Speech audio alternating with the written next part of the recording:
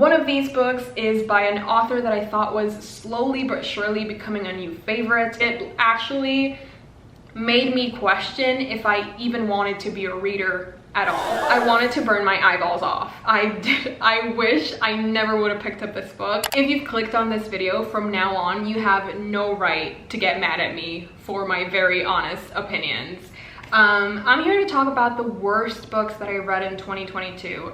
Some of them might be a tiny bit controversial, but I need to live my truth. You know what I mean? Like, I'm being so brave about all of this. But I just need to talk about the top 10 worst books of 2022. I'm not here to sugarcoat anything. This is the very last time that I will ever mention these books. After this video, I'm probably going to pretend that these books don't even exist. Just looking at these books is giving me an allergic reaction. I'm going to go from the least worst to the actual worst of my whole entire life. Like, yes, this is my top 10 worst books of 2022, but number one is actually probably the worst book that I've ever read in my whole entire life. Like, it actually made me question if I even wanted to be a reader at all. So on that happy note, let's talk about the first book on this list. Coming up at number 10, we have a pretty boring book, Vladimir by Julia May Jonas. I honestly don't know why I thought this was going to be a good book. Like, just look at the cover, my dude. This is one of those books that you find on an Airbnb just abandoned, because who in their right mind would want to read this? And if you do read this, who in their right mind would enjoy this?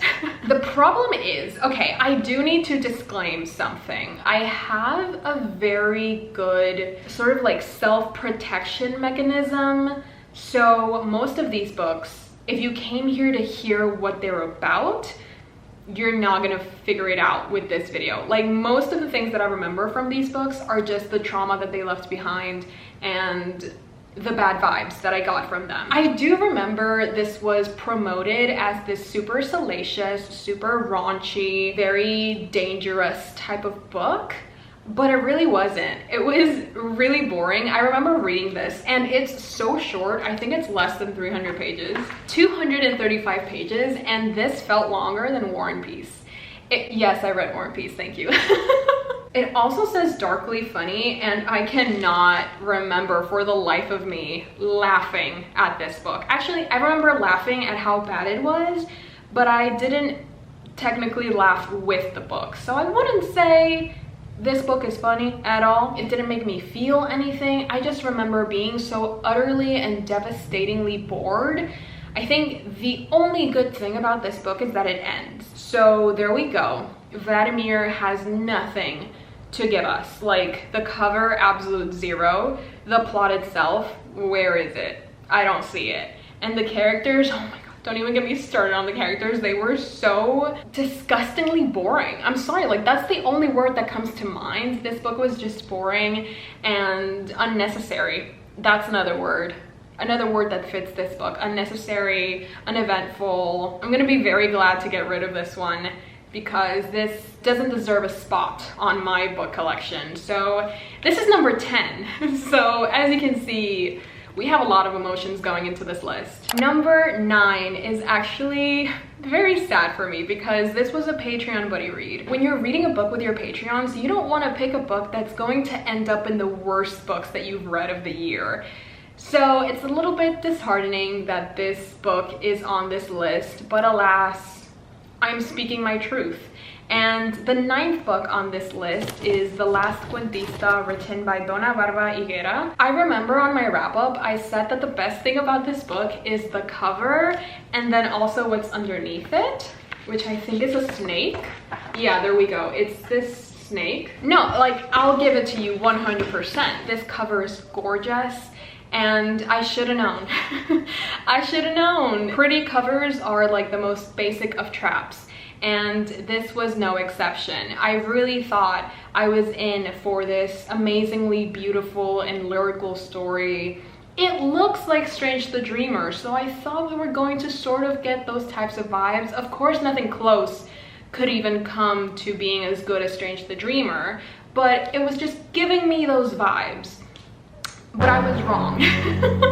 This is a science fiction book about a society is sort of ending, and it's like this last group of people, and there's this one girl, our main character, and she's like the last cuentista. She remembers things from the past, and so she's trying to keep telling stories because she has so many facts and so many stories inside of her that she's like, we need to keep humanity alive, and we keep humanity alive by keeping our past alive. But these characters were so one-dimensional. There was nothing there, literally nothing. You opened them up and it was empty. Go on, give us nothing. There's really nothing to dissect from this book. It could have been so good. I feel like this book had so much potential, and I think that's kind of what hurts. Like, it makes it hurt more, the fact that you can see how much potential this book had and how the author just let it go to waste. It was very disappointing, and I think this book helped me solidify the fact that science fiction and I just we don't really relate. We'll never really go hand in hand. I think there's too many things that keep us apart. We're just not very compatible, and this book helped me see that. So I guess I do have to thank The Last Cuentista for letting me know that science fiction is probably my least liked genre, right next to nonfiction. Coming up at number 8 is a pretty disappointing book. Like, yes, all of these were disappointments, but this one hurt a tiny bit more than the others because it's from an author that I actually really enjoy, and so far all of the books that I had read from her I really loved, and I feel like they were so smart and intelligent and they had so much going for them. And then I read this one and I was like, is this a joke? No, because I wanted to burn my eyeballs off. I wish I never would have picked up this book. I just kind of regret ever thinking that this was going to be a good book. And I did get some hate when I hated on this book. They were like, oh, you just didn't get it. And I was like, okay, sure, fine. I'll be one of the ones who don't get it.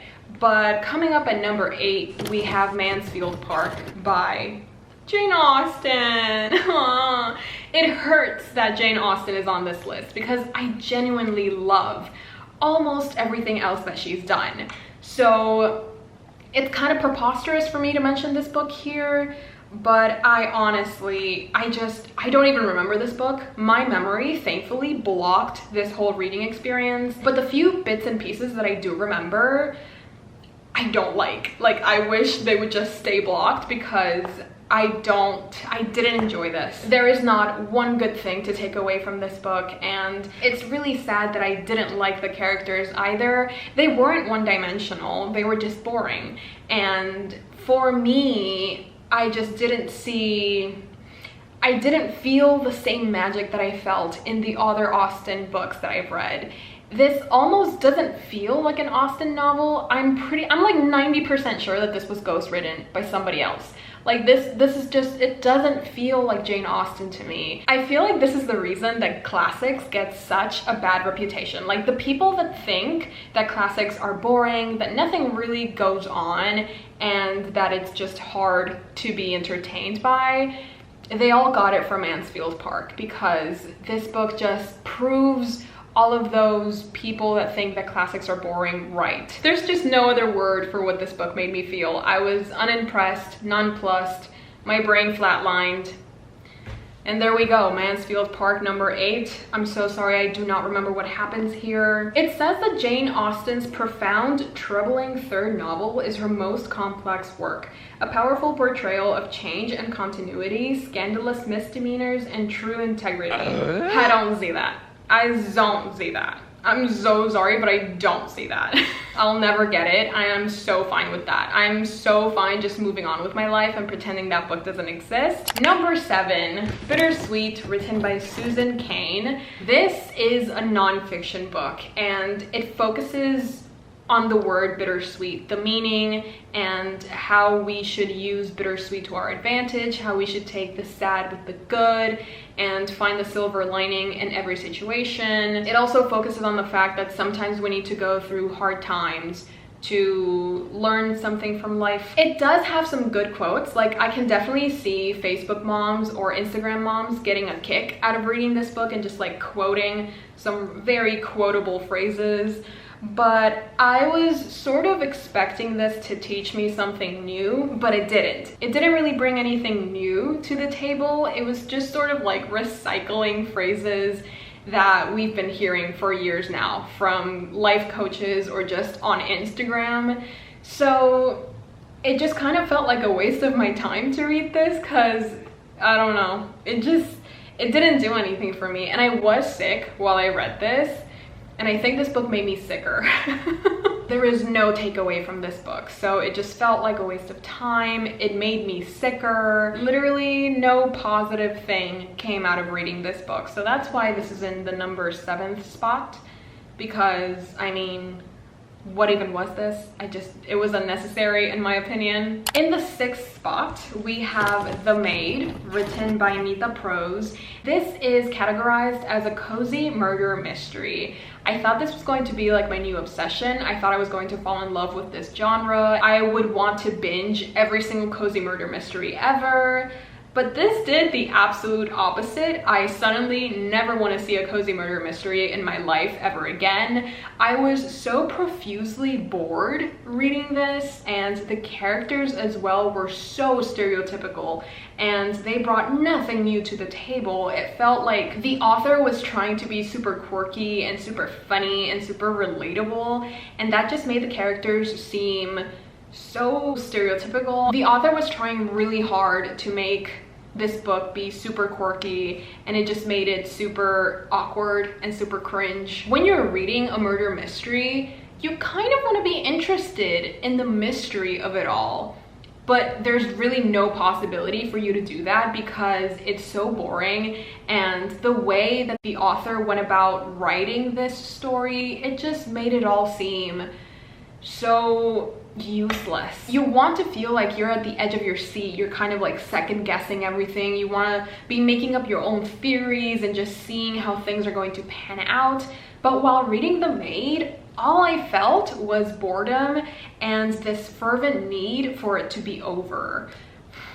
That's not really what you want to feel when you're reading a murder mystery, especially if it has to be cozy. So I don't know, I was just very confused. Underdeveloped characters, over-exaggerated personality traits. I don't know, it's just like a combination of so many bad things made for a very underwhelming and frustrating reading experience. Now we're down to the top 5 worst books of 2022. If you haven't yet, let me know your predictions down below. If you've been on this channel, you've probably seen me read some of these books and just absolutely lose my mind over them, because one of these books is by an author that I thought was slowly but surely becoming a new favorite. Another was one of my most anticipated releases of the year. Another just made me want to become illiterate. So let me know in the comments below what your predictions are, and you are not allowed to edit them. So put your predictions down below, don't change them, and let's just see. Coming up at number 5, we have a book that's written by none other than Mariana Zapata. If you've seen my best books of 2022, then you know that Mariana Zapata also has a spot on that list, but sadly, she also has a spot on this one. Rhythm, Chord, and Malykhin.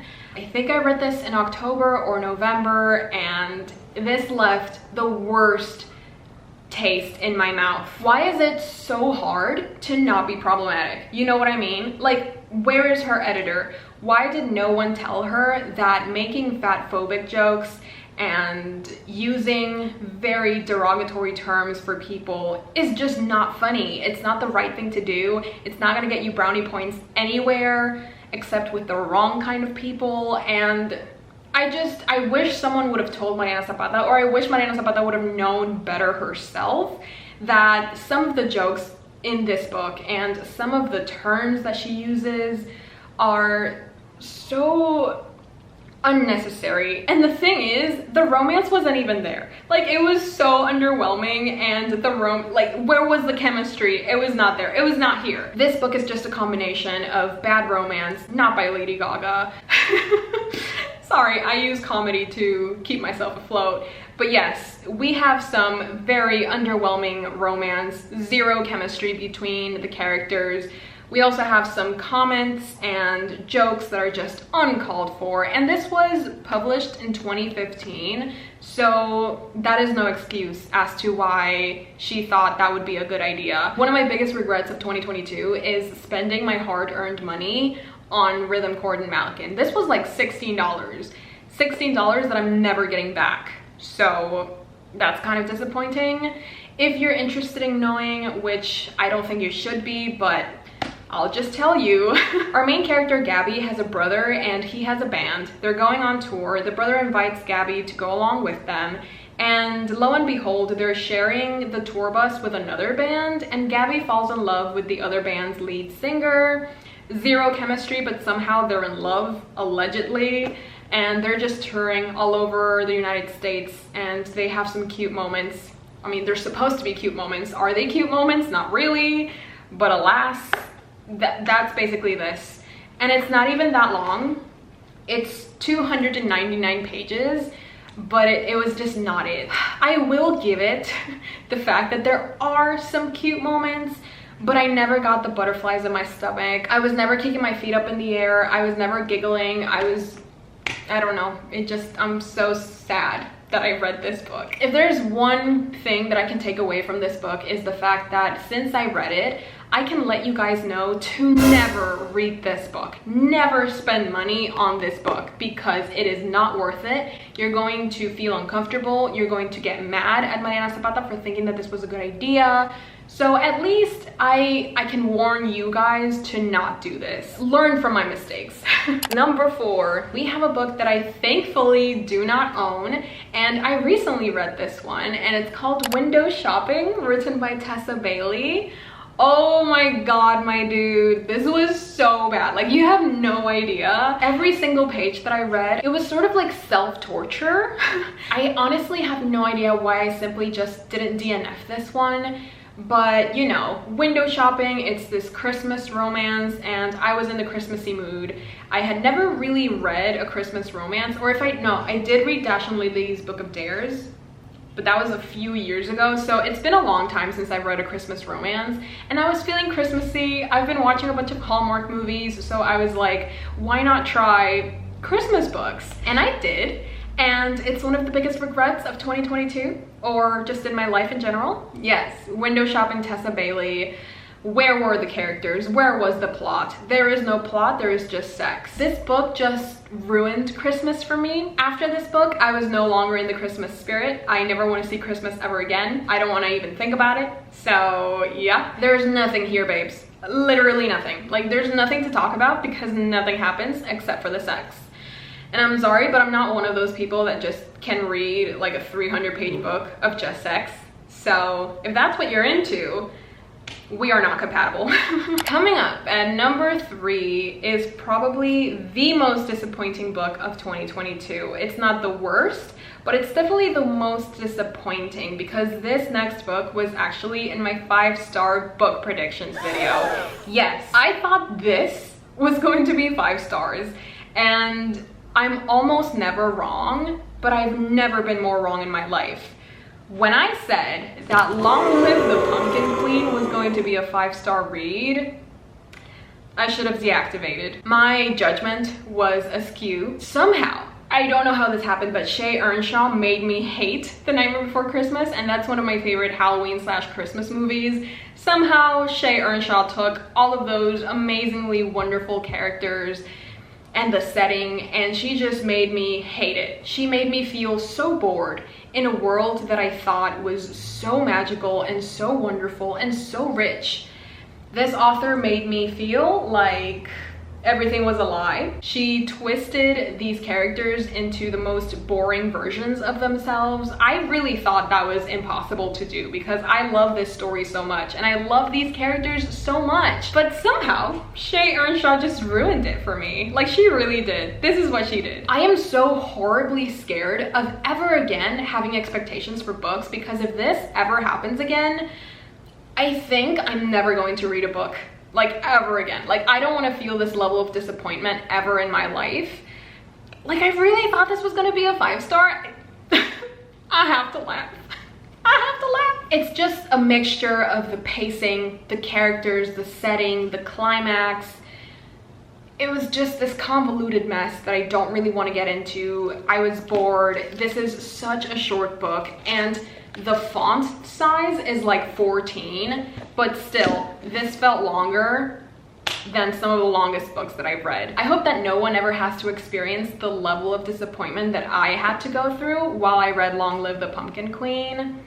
And the cover is so good as well. Like, coming up at number 2, we have The Dark Between Stars by Atticus. Ew. He is this Instagram poet. He really thinks he's doing something, but he's doing actually nothing. It's like these random blocks of text should not be considered poetry. I feel like it's an insult to call this a poetry collection, because these are just random words spinned together into a semblance of meaning. Like, this dude really thought he was doing something, and he puts like random photography throughout. This is just like pseudo deep poetry, you know, the ones that are always on Instagram and you're like, oh, that's cute, but like there's nothing there. Yeah, like I read this and I wanted to claw my eyes out. I never wanted to pick up a book ever again after this, or like poetry if we're being more specific. This is one of the reasons that I struggle so much with poetry in general, because poetry is either really hard for me to understand or it's just very stupid. And just this, like, if this is what we're calling poetry these days, I don't think poetry is for me. But then I also read Rumi, and so I know what real poetry is like. This is actually like ridiculous how I paid money for this when Atticus posts these poems on his Instagram for free. Somebody send Atticus my bank account because I want my money back. Like, I don't understand why I had to waste my hard-earned money on a book that I could have just read on Instagram. Somebody explain. It does not make sense. This just feels like a joke. It feels like everybody is in on the same joke and I'm the only one who doesn't get it. I'm sick. I'm literally sick. The last book on this list, the number 1 spot, the worst book I've read in 2022. Actually, the worst book I've read in my whole entire life. If you've been here for some time, you know what this book is. My camera turned off right as I was starting to talk about the worst book of 2022. If that doesn't speak volumes on the amount of bad luck that this book has given me, I don't know what will. But anyways, the worst book, the worst book of 2022, I read in the month of January. So I found one of my favorite books and also one of the worst books of the year the first month of 2022. I used to love the color yellow, but now the color yellow reminds me of yolk.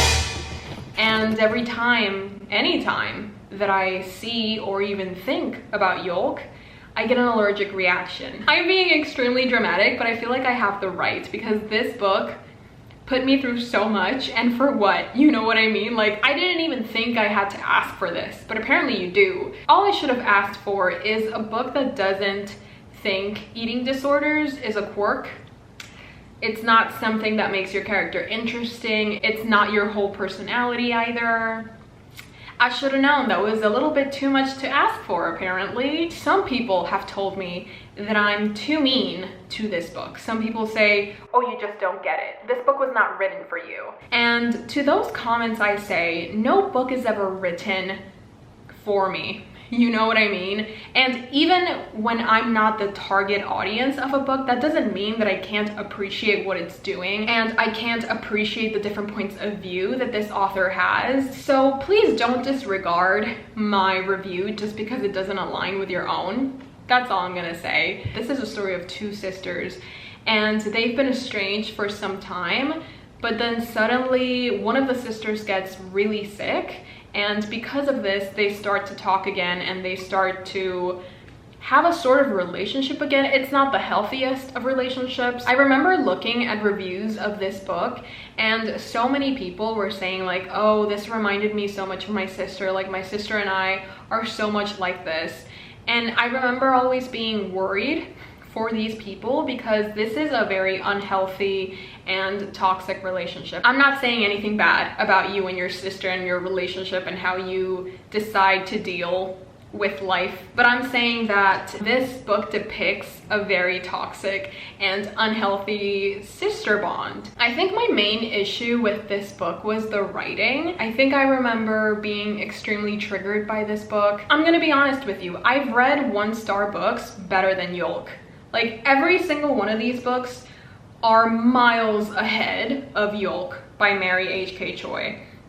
The one thing that this book has going is the cover design, and also this little detail, fantastic. That's very ingenious. I love the connection of the sisters and how they're divided but still together, you know what I mean? Like, the design for this book is very smart and it's very ingenious. Like, it's a very good job on the design department. What's inside though? Atrocious. I don't know, like, just thinking about this book, my mood has just immediately soured. Like, I'm not even kidding. Like, I feel so uncomfortable talking about this book because people people just said that I didn't get this, and I don't know, maybe I didn't, and maybe that's okay. Just kind of be like a little bit nicer about it, I guess. I learned absolutely nothing from this book. I took away nothing except disgust and utter boredom. I just remember feeling extremely uncomfortable, but also underwhelmingly bored while I was reading this. The plot itself is nothing to rave about. Yeah, and the characters themselves are just nothing to write home about too. So yeah, all around, this is definitely the worst book that I'll probably ever read in my entire life. And there was a second there where I just never wanted to pick up books again, but gladly I did. So this is definitely in my past now. It's over, it's okay. Like, I need to ground myself in reality and remember that that is in my past. It's no longer happening. I am okay, I am fine. Nothing can hurt me anymore. These are the worst books of 2022, ranked from least worst to the worst book of my entire life. Are you surprised by any of these picks? Are there any books you thought I would mention and I didn't? Let me know in the comments below what you think of my list. Please be kind. Please respect my opinions, even if they don't align with yours.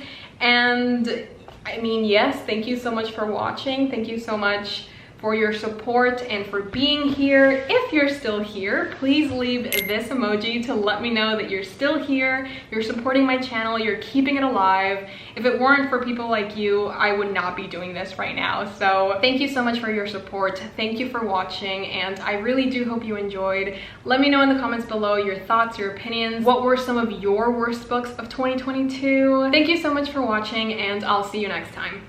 Bye. Hey Jimmy, you nice. Keep going.